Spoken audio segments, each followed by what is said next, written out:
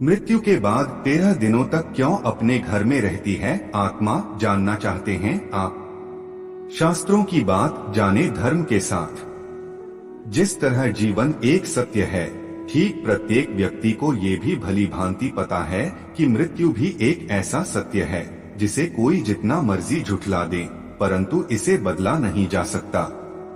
कहने का अर्थ है कि जिसने इस पृथ्वी पर जन्म लिया है उसे एक न एक दिन अपने प्राणों की आहुति देनी पड़ती है।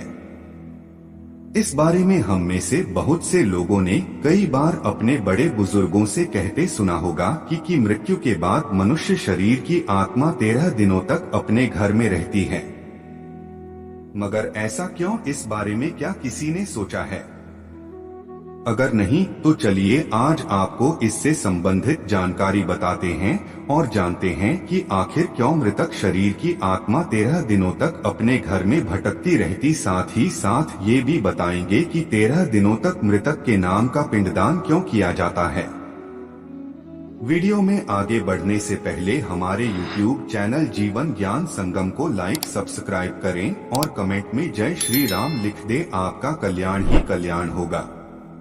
बता दें कि गरुड़ पुराण में इस बारे में विस्तार से बताया गया है।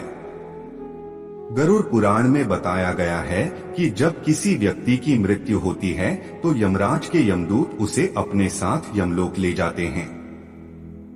यहाँ उसके अच्छे और बुरे कर्मों का हिसाब होता है और फिर 24 घंटे के अंदर यमदूत उस प्राणी की आत्मा को वापस घर छोड़ जाते हैं।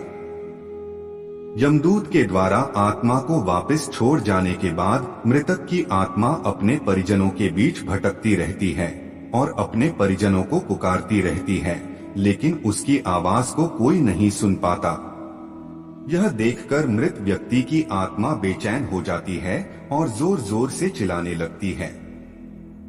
इसके बाद आत्मा अपने शरीर के अंदर प्रवेश करने की कोशिश करती है, लेकिन यमदूत के पास बंदिश होने के कारण वह मृत शरीर में प्रवेश नहीं कर पाती।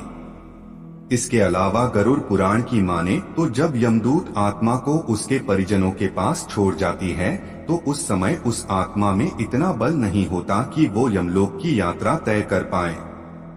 गरुड़ पुराण के अनुसार किसी भी मनुष्य के मृत्यु के बाद जो 10 दिनों तक किया जाता है उससे मृतक आत्मा के विभिन्न अंगों की रचना होती है और जो 11वें और 12वें दिन पिंडदान किया जाता है उससे मृतक आत्मा रूपी शरीर का मांस और त्वचा का निर्माण होता है और जब 13वें दिन 13वीं की जाती है तो उस दिन मृतक के नाम का पिंडदान किया जाता है। उसी से ही वो यमलोक तक की यात्रा तय करते हैं। अर्थात मृत्यु के बाद मृतक के नाम का जो पिंडदान किया जाता है उसी से ही आत्मा को मृत लोक से यमलोक तक यात्रा करने का बल मिलता है। इसलिए ही गरुड़ पुराण में बताया गया है जब किसी मनुष्य की मृत्यु हो जाती है तो उसकी आत्मा 13 दिनों तक अपने परिजनों के पास घर में भटकती रहती है और उसके बाद आत्मा मृत लोक से यमलोक की ओर निकल पड़ती है, जिसे पूरा करने के लिए उसे 12 महीने यानी कि 1 साल का वक्त लगता है। इतना ही नहीं, मान्यता के अनुसार 13 दिनों तक मृतक के नाम का किया गया पिंडदान उसके 1 वर्ष के भोजन के समान होता है। पिंडदान न किया जाए तो क्या होगा? इसके अलावा बता दें, अक्सर लोगों के मन में ये सवाल भी जरूर आता है कि अगर किसी मृत व्यक्ति के नाम का पिंडदान नहीं किया गया तो क्या होता है। तो दोस्तों आपको बता दें कि इसका भी वर्णन गरुड़ पुराण में किया गया है। जी हाँ, जिस मृतक व्यक्ति का पिंडदान नहीं किया जाता यमदूत उसे 13वें दिन जबरदस्ती घसीटे हुए यमलोक की ओर ले जाते हैं और मृतक व्यक्ति की आत्मा को इस दौरान काफी कष्ट उठाना पड़ता है। इसलिए हिंदू धर्म में मनुष्य की मृत्यु के बाद 13 दिनों तक पिंडदान करना आवश्यक माना गया है।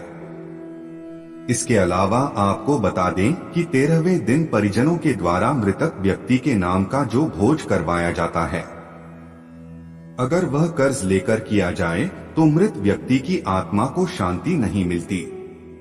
इतना ही नहीं, गरुड़ पुराण में यह भी बताया गया कि जो व्यक्ति जीवित रहते हुए अच्छे कर्म करता है मृत्यु के बाद उसकी आत्मा को यात्रा के दौरान यमदूत कोई कष्ट नहीं देते और जो व्यक्ति बुरे कर्म करते हैं उसकी आत्मा को यमदूत यात्रा के दौरान कई यातनाएं देता है और आत्मा को कई कष्ट भोगने पड़ते हैं। आज के लिए बस इतना ही, मिलते हैं न्यू वीडियो पर। जय हिंद, जय भारत।